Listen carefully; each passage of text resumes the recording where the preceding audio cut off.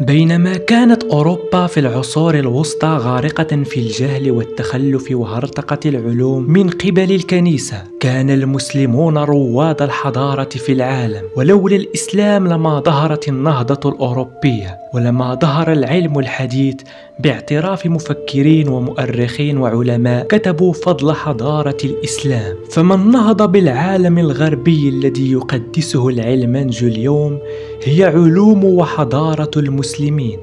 يقول تشارلز هومر: تبقى الحقيقة الساطعة بأن عرب إسبانيا هم المصدر الأساسي للعلم الحديث.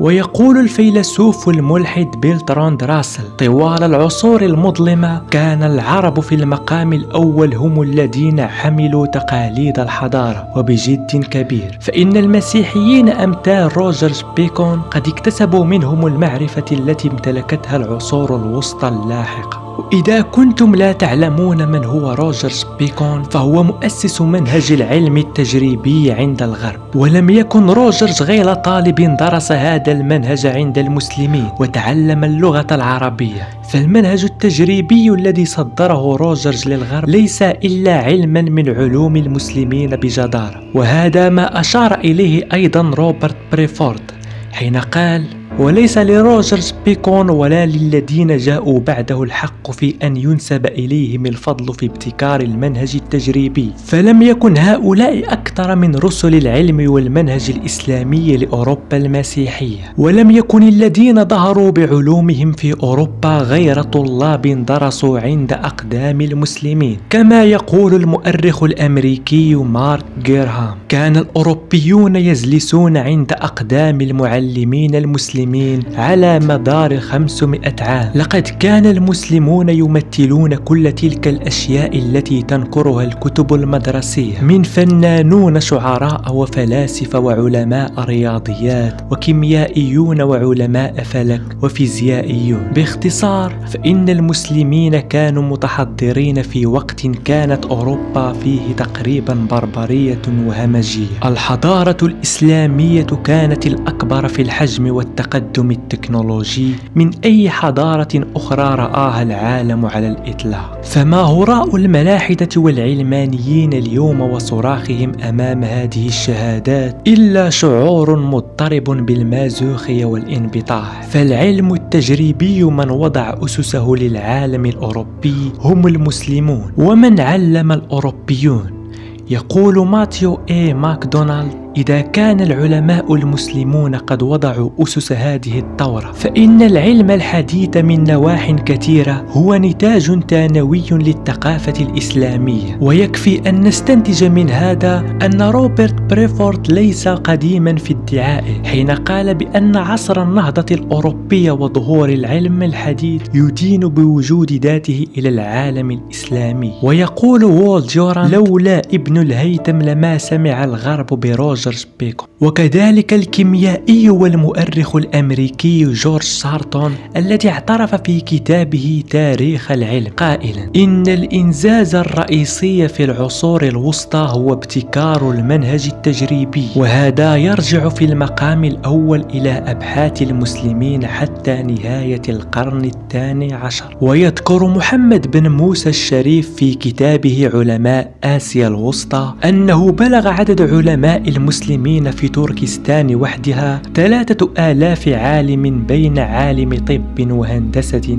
وفلك وفقه وحديث. ويشهد المؤرخ الأمريكي دونالد ناردو أن ليس هناك في تاريخ البشرية حضارة قدمت هذا العدد من العلماء كالحضارة الإسلامية، ولن تجد حضارة في التاريخ البشري أنتجت كل هذا القدر من العلم أبدا. لقد أنقذ المسلمين تراث الإغريق والمعرفة اليونانية القديمة من الإتلاف المسيحي، حيث نبذت أوروبا كل العلوم بعد تحولها للمسيحية، وقامت بتدميرها غربا وشرقا بأمر من الكنيسة كحرقها لمكتبة الإسكندرية وغيرها. بينما قام المسلمون بترجمة تلك العلوم، فلولاهم ما عرفت أوروبا تراثها. ويدين المؤرخ غوستاف لوبون الشكر لما قام به المسلمون من الاهتمام بالمعارف القديمة. فهل الدين الإسلامي ضد العلم كالكنيسة؟ ولولا ابن رشد وشروحه ما عرف الغرب أرسطو وأفلاطون.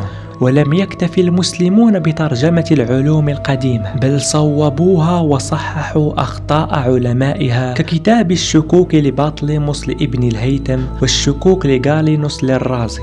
وابتكر المسلمون علوم جديدة تتلمذ الغرب على أيدينا، وظلت العربية لغة العلم ل7 قرون. بل كان جمهور من العلماء النصارى في القرون الوسطى يتباهون عجبا وكبرياء لإتقانهم العلوم العربية، ويتحدثون باللغة العربية متفاخرين ليظهروا كمثقفين. حتى كتب النصراني موزار ألفارو: إخوتي هجروا لغتنا وذهبوا يقلدون لغة العرب بأشعارهم، من الذي يتحدث اليوم باللغة اللاتينية للكتاب المقدس؟ قال رسول الله صلى الله عليه وسلم: إذا مات ابن آدم انقطع عمله إلا من 3، منها علم ينتفع به. فلقد حرض الإسلام على العلم وجعله سببا في دخول الجنة.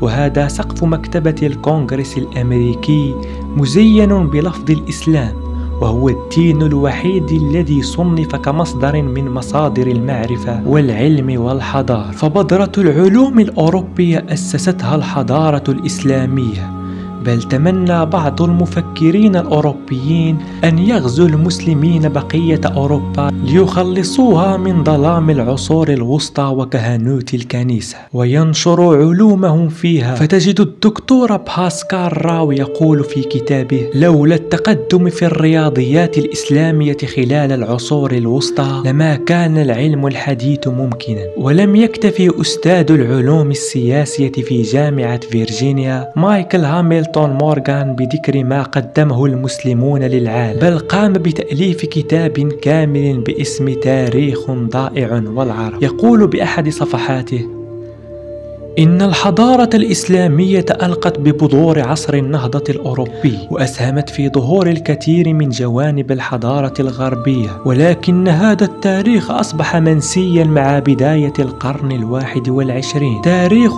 تم تجاهله وأسيء فهمه وأعيدت كتابته. ومن الجدير بالذكر أن أول من أسس لصنع المنبهات وضابط الوقت هم العلماء المسلمين. يقول أستاذ التاريخ الفخري غاري بفيرنغرين: تأسس المنبه في المسجد في القرن 14، كانت وظيفته تحديد أوقات الصلاة وأوقات الأعياد الدينية. كان معظم الأشخاص الذين أشاروا إلى هذا الموقف من علماء الفلك الماهرين جدا، مثل ابن الشاطر سنة 1360 ميلادية الذي أكمل مشروع إصلاح علم الفلك، أو الخليلي سنة 1360 الذي جمع كتابا دقيقا للغاية، مجموعة من الجداول الفلكية على أساس العمل الفلكي لمدرسة المراغ. وفي إيران الصفوية كان الاهتمام بالفلسفة واضح في مدرسة القرن ال16، وذلك في أصفهان. تظهر الأدلة من الكلية الدينية العثمانية في فترة ما بعد القرن ال15. وليس هذا وحسب، بل علم الفلك والجغرافيا والفيزياء لم تكن أوروبا لتعرفها دون ترجمة كتب المسلمين من اللغة العربية. وقد ساهم المسلمون في تطور الخبرة الفنية الأوروبية في الملاحة البحرية ورسم الخرائط البحرية التي كانت مهمة للملاحين الأوروبيون. وتجدر الإشارة هنا في هذا الصدد إلى أن المسلمين كان لهم الفضل في توسيع المعرفة الجغرافية للأوروبيين. وهنا نقول وبثقة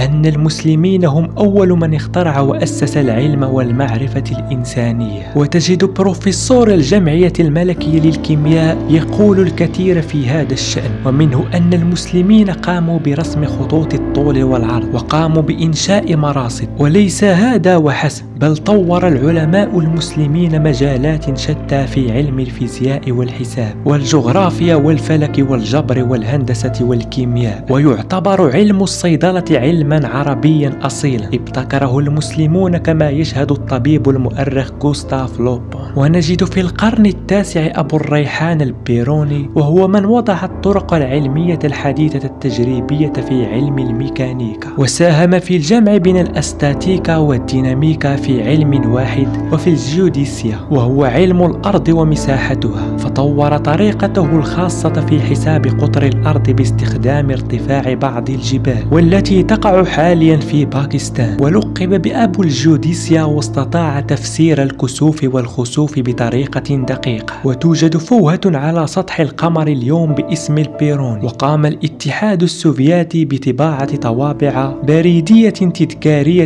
تحمل اسمه تخليدا لإسهاماته، هذا في وقت كان الأوروبيون يظنون أن كسوف الشمس هو غول يحاول ابتلاعها، ويحاولون بالصراخ وإحداث الضوضاء بالشوارع لطرد هذا الغول الذي ابتلع الشمس. حينها كان علماء الفلك المسلمون يقومون بوضع رسوم بيانية، وكان المسلمون يقومون بحسابات لمعرفة موعد الكسوف القادم، كما يذكر المؤرخ الأمريكي وول ديوران. ومن لا يعرف عباس بن فرناس، هل تعلم أنه أول من اخترع أول قلم حبر في التاريخ، وهو أول من اخترع أدلة لقياس الوقت، وهو أول من استخدم الزجاج في اختراع عدسات تصحيح النظر، وغيرها من الاختراعات الكثيرة. لكن الناس لا يذكرون إلا محاولته للطيران وسقوطه وانكسار ساقه، علما بأنه لم يمت من هذا السقوط، وعاش طويلا واخترع أمورا عدة. ولولا العلوم التي طورتها الحضارة الإسلامية لما ظهرت الثورة العلمية في الغرب بظهور كوبرنيكوس في القرن السادس عشر، ولما ظهر غاليليو الذي نشر نظرية مركزية الشمس والتي نقلها عن كوبرنيكوس ودافع عنها بقوة على أسس فيزيائية بالقرن السابع عشر. ولا يعود الفضل بهذا إلا للمسلمين، ويشهد لهذا جون هيرليه قائلا: المجال الثاني للفيزياء الذي أبدى المسلمون اهتماما به هو مسألة الحركة، وما حققوه مهد الطريق للثورة العلمية بظهور غاليليو على الساحة. نحن نعلم أنه في أوائل عام 1609 ميلادية عمل حوار بيسال، ويشير غاليليو إلى نظرية ابن باجة في حركة المقذوفات. ويقول سفير الولايات المتحدة الحادي عشر أستاذ العلوم السياسية ديفيد لورانس أورون: ظهرت حضارة رائعة في وقت كانت أوروبا متجمدة في العصور المظلمة، ازدهر الطب والرياضيات والعلوم في بلاد المسلمين، ووفرت هذه العلوم شرارة عصر النهضة في أوروبا.